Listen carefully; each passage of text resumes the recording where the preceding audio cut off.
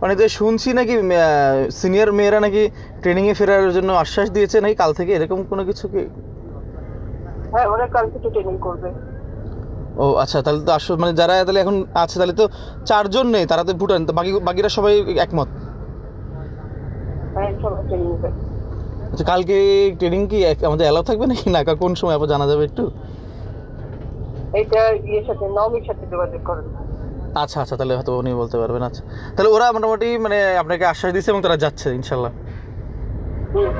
আর একটা বিষয় আপা, ওরা কি চুক্তির বিষয়ে কি তাহলে আপনারাও কি মানে অপেক্ষা তো মানে আছেন, যেহেতু ওরা ফিরতেছে চুক্তির দিক, তো তাহলে এগোবেন ইনশাল্লাহ? অবশ্যই, ওরা ট্রেনিং করে আসলে চুক্তি করতে পারবে। 14 জনই কি তাহলে এখন আছে আপা ট্রেনিং ক্যাম্পে, বা তারা 14 জনই কালকে থাকবে? 14 জন মনে হয় নাই, ও সাগরিকা এখনো এসে পৌঁছায় নাই, ও গাড়ি পায় নাই। ও আচ্ছা, মানে ইন্টারপার্সোনাল ইস্যু থাকতে পারে 2 জন, বাট ওরা মানে একমত যে ইনশাল্লাহ ট্রেনিংয়ে ফিরবে আর কি।